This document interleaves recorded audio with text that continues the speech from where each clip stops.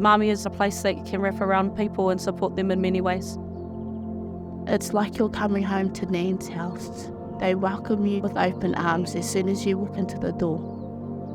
You get a whānau within a whānau, which is beautiful. You have your own community here where you feel safe to be just you.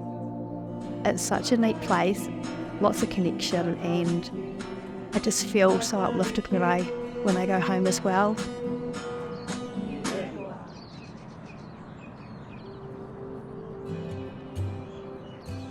Mamia is a kaupapa.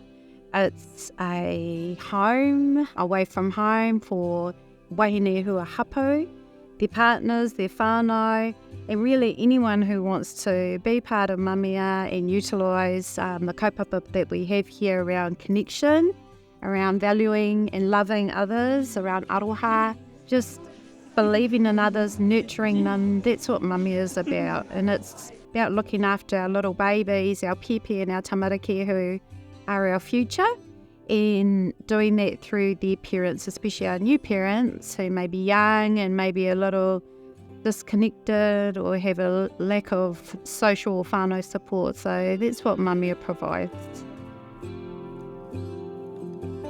We'd converted on the marae what was a tractor shed into a home away from home, a kāinga, based on the findings of the PhD, based on some of my nursing practice and experience, based on what I knew about whānau and tikanga and kawa and mātauranga Māori. She says, we're looking for a place in town. I says, bring it on the marae. And let's just do it from the back of the marae and build ourselves up. So we did. The name came from our grandparents, how they used to address each other, Mamia and Papia. So we thought it was appropriate to use some of our own metaphors for what we're trying to do today. And here we are. I found out about Mamia through my auntie, Moana. So she's been quite involved in my life for a really, really long time. And when I found out I was pregnant, it was really scary. I didn't plan on having any more children. She helped me quite a lot with that and told me about Mamia, and I made the choice to come to a yoga session one day. That was my first time coming, and it ended up becoming like a safe place for me throughout my pregnancy. It gives them a cultural base. It gives them a touch Earth, planet Earth, through a marae Māori lens. It allows them to relax amongst the other hurly-burly of the world, because as everything else is sort of in turmoil, it gives a quiet place to reflect, to dream, and to nurture. Mama can expect that we've got time, that we are authentic in our care and our love, that the whare is always warm and welcoming, that there's always a hot kai, there's always refreshments, there's always resources and supplies. And also there is, if people need referrals or information, education, then that's all here too. And it might even just be a couch to sink into or a bed to sleep in. So there's always arms. And what's beautiful is that it's always mama-led. So we don't come into their space, we don't assume. We are there, we unfold, and they just step into us if they like. And yeah, they lead the way. Mamia's probably made me a bit more social, a bit more willing to put myself out there.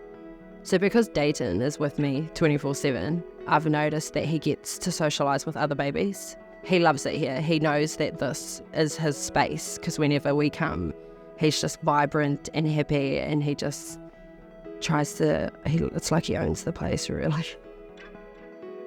The biggest thing that I see is that mums are able to just be themselves. They don't have to come in and pretend that they're okay. They don't have to come in and show that everything's going along how it should be. It's not textbook, and they come in, they're exhausted, they're hungry, they want to shower, but they're not judged for that. They're just welcomed in and helped.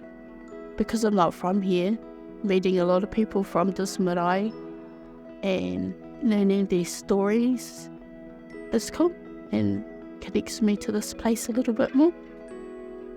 Just feels home. It doesn't matter if you're feeling upset, you need to be uplifted, you need to talk about something. It's just that whole wraparound care that mums need and they get. It's somewhere where I didn't think I belonged, and I just fit right in. It's so nice. Most of all, it's aroha. Aroha ki te pēpi, aroha ki te māmā, aroha ki te whānau. They are learning their mothering voice, their intuition, they're learning to trust themselves, and they also build each other up. So that's a beautiful thing, is that there's tuakana taina that we see happening, where a new mum may come very afraid, but then another older mum who's been here a while will come and support her. So it's beautiful that it's like we're building capacity within the māmā, and it only comes from relationship. And our babies are seeing mums socialise. Our babies are seeing other babies. So it really is like being in a Māori environment that a lot of us have grown up with. And I guess those who are Māori who didn't have that experience, when you come here, you feel it. And even when you're non-Māori, you feel it. So it's just a win-win for everyone. We need to say that this is a model that other marae shouldn't be frightened of adopting. If someone in another community, on another marae, in another rohe, in another area can see value in the model, where they might say, hey, we want something that's tikanga based, utilises mātauranga Māori, is centred around aroha, manaaki. And I think if we can provide those things and just love, we can make a real difference at the end of the day.